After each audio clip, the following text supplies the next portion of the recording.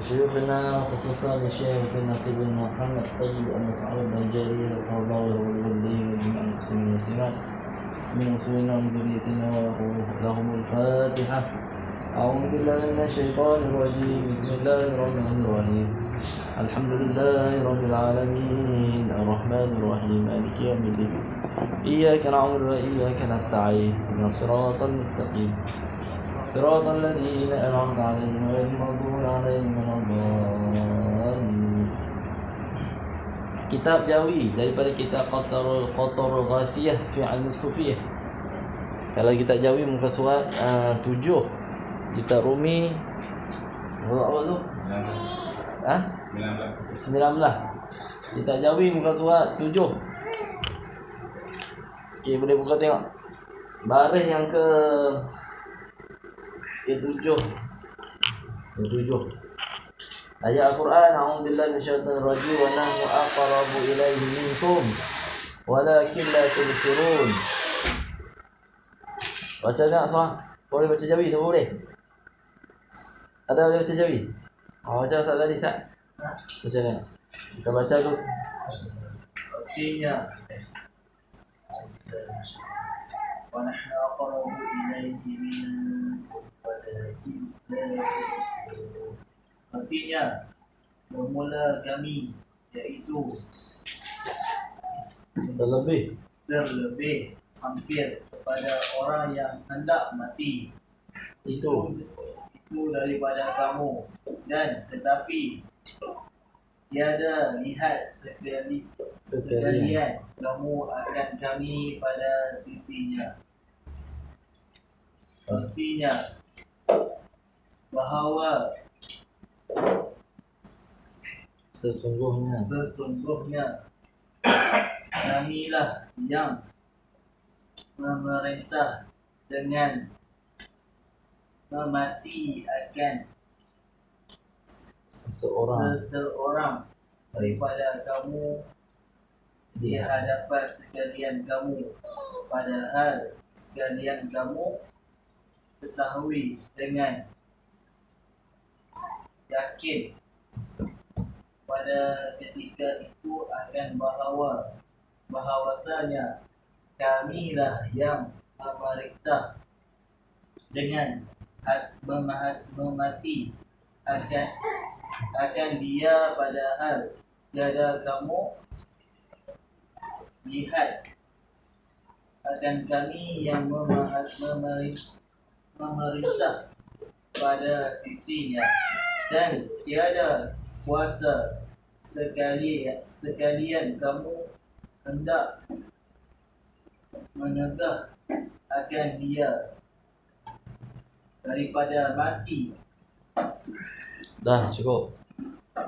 Nah, dari awal kita baca kitab ni, yang kita duk tengah bahas ni, yang tinggal kita bincangkan ni, ayat-ayat Al-Quran yang dia bawa keluar dekat sini dalam kitab Qatarul Ghasiyah yang kita baca ni, banyakkan daripada awal, daripada ayat yang kita baca mula-mula tadi, wa huwa ma'akum aina ma kuntum, minggu lepas, semua natijah dia ataupun intipati dia yang disampaikan kepada kita, bahawa dia nak bagi tahu dekat kita, nak faham dekat kita bahawa Allah Ta'ala itu duduk dekat dengan kita, dan Allah Ta'ala sebenarnya dah ada, dan dia sebenarnya dah bersama dengan kita.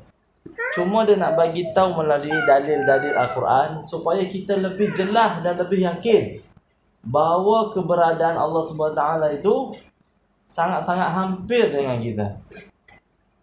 Cuma dalam tasawuf ni dia lebih halus. Dia hampir tu bukan hanya hampir pada segi yang kita fikir dengan otak kita ni, hampir macam saya dekat dengan kerusi macam ni. Hampir di sini adalah seperti mana antara darah dan daging. Lebih dalam lagi, lebih dekat lagi, lebih melekat lagi. Macam mana daging kita dengan darah, agak-agak boleh pisah dah. Boleh dah kita ungkai satu-satu, setitik-setitik darah dengan daging. Kalau kita ambil daging tu, kita tengok merah menyala tu, kita kata darah. Tapi bila kita pegang tengok, awak ada gental pula. Hak mana darah, hak mana daging? Hak ni yang kita tengah duk bagi faham sekarang ni.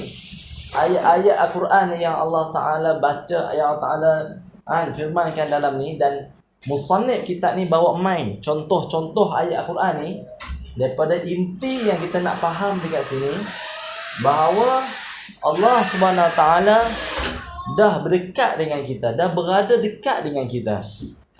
Cuma di sini dia bawa mai ayat Al-Quran dengan bentuk yang Allah bagi tahu, melalui Allah sendiri yang bagi tahu dengan cara ayat Al-Quran. Sebenarnya Allah Taala dah bagi tahu, cuma kita yang tak faham. Wa huwa ma'akum aina ma kuntum wa nahnu aqrabu ilaihi min hablil warid. Semua tu ayat Al-Quran. Siapa yang firman? Bukan demai daripada ulama. Itu Allah sendiri yang berfirman. Allah sendiri dah bagi tahu rahsia dia. Allah Taala sendiri bagi tahu bahawa aku ni dekat dengan hangpa lebih daripada dekat orang leher. Lepas tu ni bagi di sini pula dia bagi tahu Allah Subhanahu Wa Taala dia lebih artinya bermulanya kami itu terlebih hampir kepada orang yang nak mati. Allah Taala dekat dengan orang mati. Akan tetapi kamu tidak menyedari, kamu tak melihat. Ayat yang tengah kita baca tadi, wa nahnu aqrabu ilaihi minkum walakin la tubsirun. Maksudnya ketika orang tu dia dapat ajal, kita dengan cara manusia ni, kita tengok orang tu dengan keadaan dia hidung jatuh, nafas dia pun tak lancar, kita tengok dia punya mata dia, muka dia pucat. Itu cara kita tengok. Itu pandangan kita yang lemah manusia ni.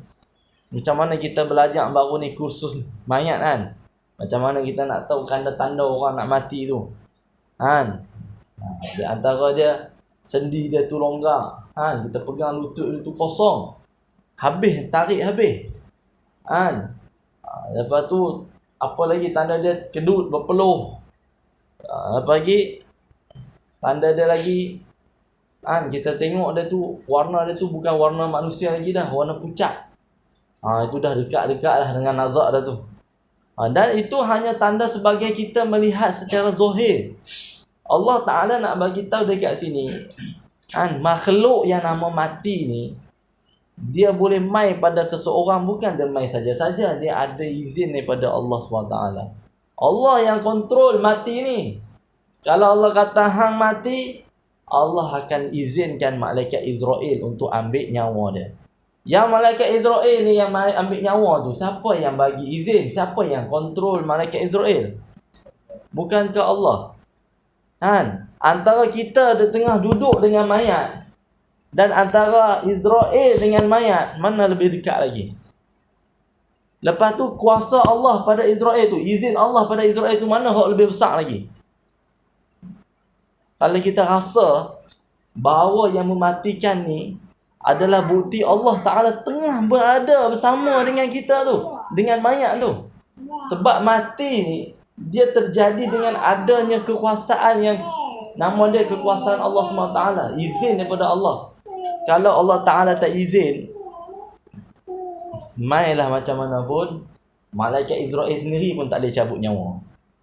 Walaupun malaikat Israel ni punya gagah sekali pun, punya hebat, tapi kalau tak izin, dia tarik macam mana pun orang tu tak mati-mati.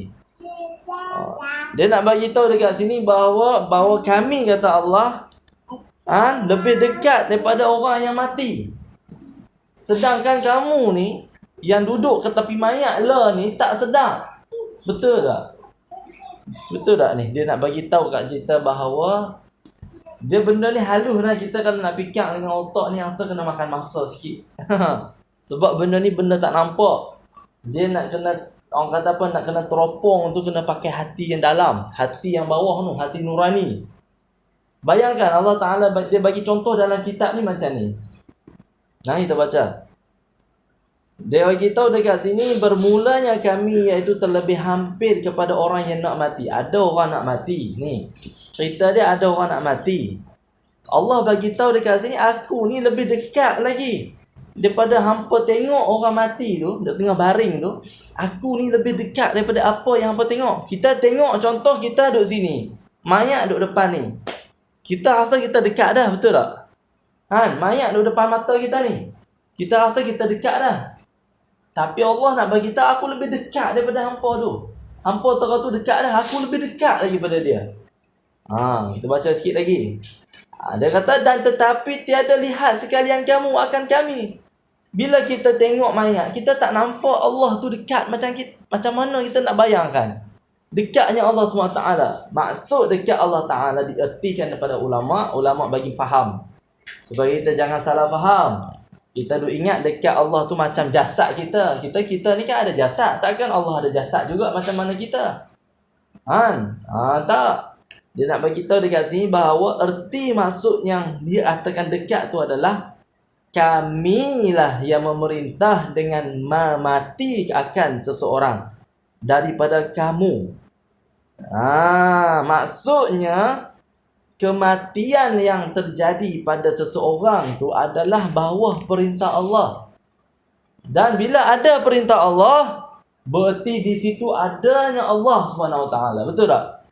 Kalaulah tak ada siapa perintah, benda tu tak terjadi. Tapi ketika orang tu nak mati, Allah yang bagi perintah dan Allah bersama ketika tu yang kita sendiri tak sedar. Itu dia nah. Benda ni halus betul ni, halus sangat-sangat halus, lebih halus daripada jin iblis ni. Jin iblis ni kita fikir nampak juga ni, kalau tak pakai hati tak nampak benda ni. Dia kata dekat sini bahawa kamilah yang memerintahkan dengan mati akan dia. Padahal kamu ni siapa dah? Kita lah. Kamu tidak melihat akan kami yang memerintahkan pada sisinya. Dan tiada kuasa sekalian kamu hendak menegah akan dia daripada mati. Bahasa dia mudah dia macam ni. Saya bagi kesimpulan sekali lagi.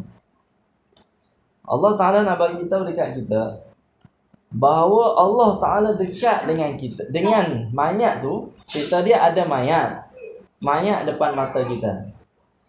Bagi pandangan zahir kita rasa kita dah dekat dah dengan mayat. Tetapi dalam masa keadaan macam ni, Allah lebih dekat lagi daripada apa yang kita rasa. Maksudnya dekat ni Allah dekat ni dengan mayat tu bukan dengan erti kata dengan jasad, tetapi dengan perintah mati tu.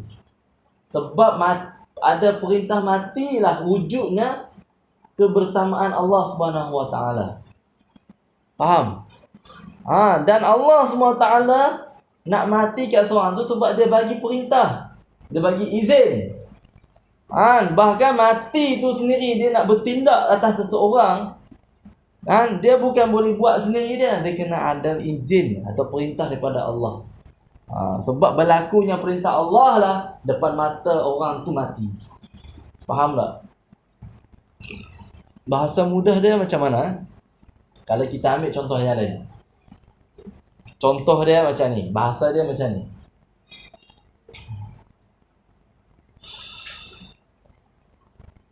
Tak berganjaknya butiran pasir di tepi pantai, melainkan di situ adanya izin Allah Subhanahu Wa Taala.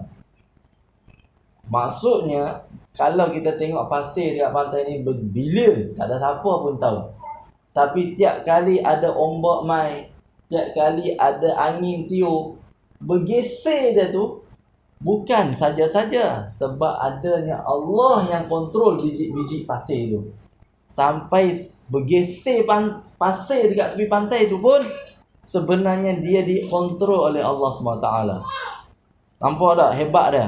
Satu lagi. Dalam satu pokok pokok besar lah kata. Satu pokok ni ada daun-daun kering. Dalam satu hari, daun-daun kering takkan jatuh. Takkan jatuh ke tanah kecuali ada izinnya Allah SWT. Kalau dalam duk jatuh tu, antara daun dengan daun dia tu duk tengah duk pusing-pusing, bergeser antara daun dengan daun tu terus nak jatuh tu pun, di situ pun ada izinnya Allah SWT. Nampak tak? Ingat tak satu pokok ni dia nak gugurkan daun kering bukan dengan kehendak dia. Sebab Allah izin, Allah bagi perintah ada. Jatuh. Selai jatuh, gulung, pusing-pusing sangkut dekat dahan. Yang satu lagi jatuh dia. Gulung, yang ni pun jatuh tengah kalau gesek antara atas ni tu. Jatuh ke bumi. Semua tu terjadi dengan ada perintah Allah. Sebab ada perintah Allah lah adanya wujudnya Allah ketika tu. Faham tak? Oh tu bahasa dia ni Allah sebab kalau nak bagi apa bagi tahu tak dia fana pula benda ni. Dalam sangat. Nak faham tak? Adanya perintah gugur daun tadi berarti di situ adanya Allah Taala. Kita nampak kehebatan daun turun tu, berarti kat sini memang bukan daun saja turun. Ada Allah bersama dia. Nampak tak? Lagi nampak lagi. Tinggi ni. Ni kalau faham betul-betul ni jangan duk rasa kita duk tidur dengan Allah pula. Sudah. Bukan maksudnya macam tu. Maksudnya kita nak merasakan keberadaan Allah. Merasakan kewujudan Allah ada bersama perintah dia. Bila ada perintah Allah, adalah Allah ketika tu. Nampak tak? Adanya mati seseorang, perintah Allah mati, adalah Allah ketika tu. Faham tak? Perintah Allah ada bersama dengan Allah. Okay, tak apalah. Kalau faham, alhamdulillah. Tak faham, jangan buat-buat faham lah. Lagi jadi isim. Bahaya. Kalau tak faham, tak apa. Kita relax dulu. Jangan duk paksa-paksa. Dia nak bagi tahu dekat sini, makna dia halus, sangat-sangat halus. Kalau bahasa mudah kita macam ni. Bahasa mudah takut apa salah faham pula. Bahasa seketul dia macam ni. Nak bagi tahu pun takut.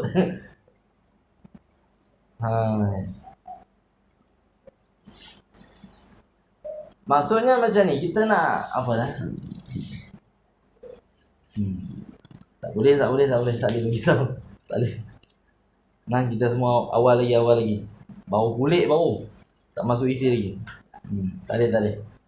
Cukup dulu setakat tu. Okey, lanjut ayat berikutnya. Wal awwal wal akhir wal zahir wal batin wa huwa bikulli syai'in alim. Maksudnya adalah dialah Allah yang awal dan dialah yang akhir. Dan ialah yang zahir dan dialah yang batin. Dan ialah dengan tiap-tiap sesuatu amat mengetahui. Sebelum kita ada, dia dah ada. Dan ketika kita dah habis, hancur semua. Malaikat semua hancur. Bumi hancur, semua hancur. Dia jugalah yang ada juga terakhir. Maksudnya sebelum kita ada, dia dah ada. Bila kita dah habis semua, hancur semua, dia tetap ada. Itu nama dia yang awal, dia yang akhir. Faham tak? Nombor satu pun dia, nombor lah pun dia. Kita tak ada siapa lagi. Tengok Allah ada dah. Lepas tu kita semua mati. Tengok Allah juga yang ada lah pun. Maksud dia macam tu.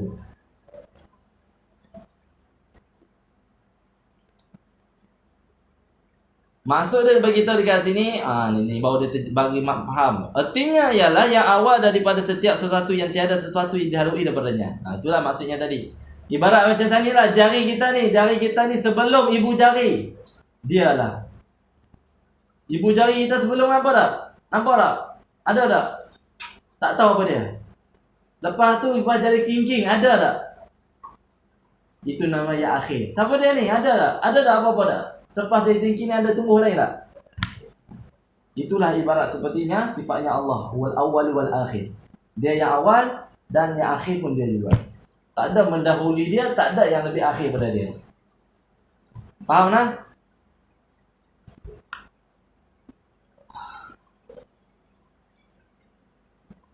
Dan dialah yang zahir wujudnya. Yang ni dalam ni. Yang kita duk rasa kita wujud, itulah Allah. Dia. Kemudian daripada fana tiap-tiap sesuatu yang lain daripadanya. Maksudnya yang zahir apa dia? Dialah yang wujud zahir, yang wujudnya yakni kerajaan pada ketika wujud tiap-tiap sesuatu maka tiada sesuatu sertanya. Maksudnya terwujudnya semua benda yang ada depan mata kita ni sebab dia yang mewujudkan. Takkan ada satu kerajaan, tak ada kerajaan Kedah, kerajaan Malaysia, kerajaan Selangor. Semua tu takkan terwujud. Tak ada kerajaan malaikat, kerajaan manusia, takkan terwujud. Kecuali siapa yang wujudkan, yang menzahirkan mana? Allah SWT. Itu yang dia katakan, dialah yang zahir. Wazahiru wal batin. Wa batin apa pula? Kita tengok. Dan dialah yang terbatin kerajaan dan wujudnya dalam zahir tiap-tiap sesuatu. Dan dialah mengetahui dengan tiap-tiap sesuatu, kerana bahawasanya tiap-tiap sesuatu itu daripada maklum ilmunya, maqdur yang dikuasainya, makhur yang diberkasakan olehnya, tidak ada selain dia. Maksudnya apa saja yang diwujudkan oleh Allah SWT, dalam tu Allah Ta'ala bagi pula kekuasaan, bagi macam-macam kekuasaan dari segi kerajaan, kekuatan manusia, daripada pemikiran manusia, sehingga jadilah macam-macam. Jadi rumah, jadi motor, jadi kereta, semua tu Allah Ta'ala yang membatinkan semua tu. Benda yang kita tak sangka-sangka jadi, benda tu bukan main saja-saja. Siapa yang membatinkan semua tu, menzahirkan benda tu? Allah SWT. Ini maksudnya segala yang apa yang kita nampak, segala apa yang kita tahu, kembali kepada semua pada Allah Ta'ala. Sempurna ni, huwal awal huwal akhir. Dia yang awal, tak ada lagi yang akhir pada dia.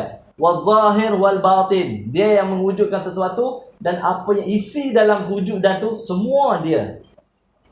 Dia yang zahir tu wujud. Lepas tu isi dalam wujud tu apa dia? Kepintaran manusia, apa lagi? Macam-macam, rumah lah, apalah kekuasaan yang kita dapat, yang kita duk nampak, yang kita pegang, yang kita rasa, yang kita guna lah ni. Semua tu milik dia semua ni. Tak ada yang milik kita. Segala pengetahuan, orang paling bijak, orang paling bahagian mekanik, bahagian pelabuhan, bahagian pertanian, semua tu batin tu adalah kembali kepada Allah. Dia yang mewujudkan semuanya. Bila kita faham macam ni, kita ni tak ada apa. Kita rasa apa yang kita milik sebenarnya adalah satu saja. Kita hanya milik Allah. Dan kita sepatut mencari pemilikan Allah. Kita kena cari Allah. Maksudnya cari Allah tu kita nak belajar ni lah, mengenal Allah. Mengenal Allah ni, yang pertama dengan nakli. Dalil nakli ni adalah Al-Quran yang kita dah baca tadi, ayat-ayat Quran ni. Itu cara kita nak kenal. Wal awwalu akhir tu ayat Quran. Itu namanya dalil nakli. Yang kedua, dalil aqli, dengan cara kita berfikir. Macam mana Allah Ta'ala, aku ni dulu tak ada, satu aku boleh ada pula. Kalaulah benda ni jadi sendiri tak mungkin. Mesti ada yang mewujudkan aku ni. Macam mana matahari boleh naik, lepas tu dia boleh terbenam. Agak-agak kalau dia naik sendiri tak boleh ni. Matahari pula luah dia besar, dia lebih berapa kali ganda bumi. Tapi jauh jarak dia taklah sampai hangus bumi.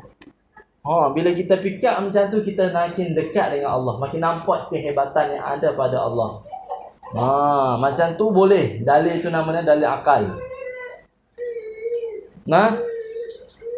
Okey, cukup kot. Daripada ni ada apa nak tanya tak?